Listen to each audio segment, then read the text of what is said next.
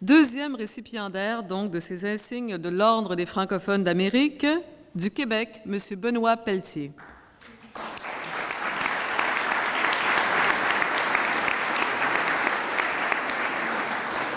Bachelier en droit de l'Université Laval, Benoît Pelletier détient aussi une maîtrise en droit de l'Université d'Ottawa et 2 doctorats en droit, l'un de l'Université de Paris, l'autre de l'Université Aix-Marseille. Admis au barreau du Québec en 1982, il a d'abord pratiqué le droit au sein du contentieux des affaires civiles et du droit immobilier du ministère de la Justice du Canada et des services juridiques du Service correctionnel du Canada à Ottawa. C'est en 1990 qu'il s'est joint au corps professoral de la Faculté de droit de l'Université d'Ottawa, dont il fait encore partie, et où il assume en ce moment la fonction de professeur titulaire. Pendant 10 ans, Benoît Pelletier a représenté la circonscription de Chapleau à l'Assemblée nationale du Québec. Il a été ministre du gouvernement du Québec pendant près de 6 ans. Il a été notamment responsable des affaires intergouvernementales, de la francophonie canadienne, des affaires autochtones et de la réforme des institutions démocratiques. Monsieur Pelletier, s'il vous plaît.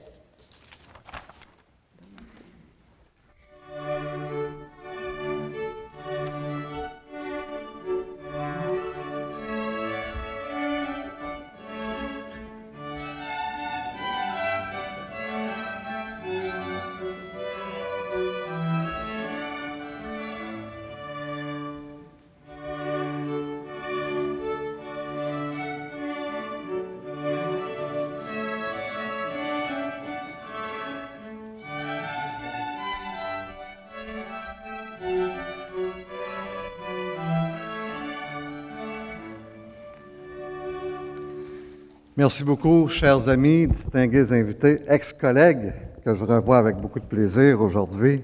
Ce n'est pas sans me rappeler des souvenirs, bien entendu, que ma présence ici ce soir. Vous me permettrez d'entrée de jeu d'adresser mes remerciements à M. Conrad Wallon, au Conseil supérieur de la langue française, aux membres du comité de sélection des candidatures et aussi à l'équipe qui a organisé l'événement de ce soir. Et je dois dire que c'est un événement qui m'a toujours tenu à cœur.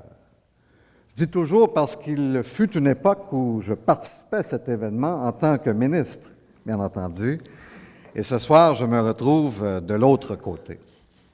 Mais cet événement m'a toujours tenu à cœur parce que, dans le fond, au-delà des candidatures, au-delà des récipiendaires, ce que nous célébrons d'abord et avant tout, c'est la langue française. Et cette langue, nous la célébrons parce qu'elle est belle. Nous la célébrons parce que nous l'aimons. Nous la célébrons parce que c'est notre langue. Et lorsqu'on dit que c'est notre langue, on dit peu, mais on dit beaucoup en même temps. Dans le fond, en disant que c'est notre langue, on se trouve à dire tout. Parce que c'est la langue qui nous définit. C'est la langue qui nous rejoint et qui reflète notre identité profonde en tant qu'individu et en tant que collectivité. C'est la langue, quelle qu'elle soit, qui, comme on le sait, est un mode de communication, un mode d'expression. Mais pour un peuple, la langue, c'est aussi une façon d'affirmer son identité culturelle et linguistique. Nous le savons, la langue française fait partie de notre identité en tant que Québécois et francophones d'Amérique. La langue française fait partie de nous, de sorte que se porter à la défense de sa langue, c'est aussi se porter à la défense de soi-même, se porter à la défense de ce que l'on est, en quelque sorte. Et ce n'est pas ringard, ce n'est pas dépassé de se porter à la défense de sa langue, c'est au contraire un acte de fierté. Voilà pourquoi on doit non seulement se porter à la défense de notre langue, on doit la protéger, mais on doit aussi chercher à en assurer l'essor, en assurer le rayonnement. Mais quand on parle de rayonnement, automatiquement, il faut regarder au-delà des frontières du Québec. Pour que cette langue rayonne vraiment, il faut qu'elle soit vive et qu'elle soit parlée dans tout le Canada et qu'elle soit aussi parlée sur tout le continent. Et voilà pourquoi il me semble si important que nous renforcions et resserrions les liens entre les Québécois d'une part et les autres francophones du Canada d'autre part, voire les francophones des Amériques.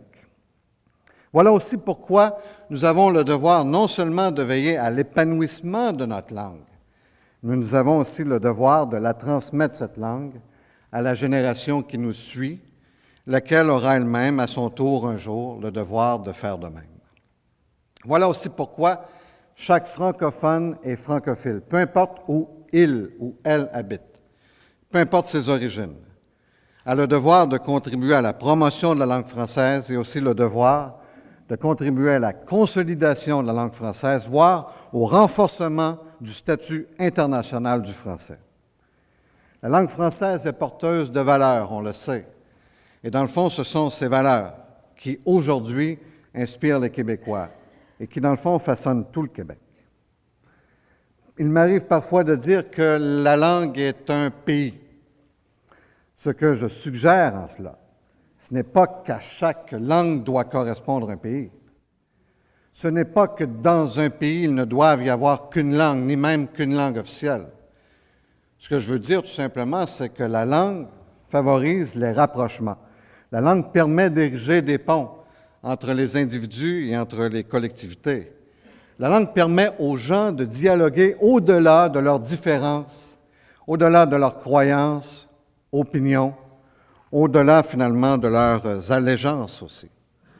Eh bien, moi, je peux vous dire ce soir que s'il est vrai que la langue est un pays, ce que je crois profondément, mais s'il est vrai donc que la langue est un pays, eh bien, mon pays à moi, c'est la langue française. Merci.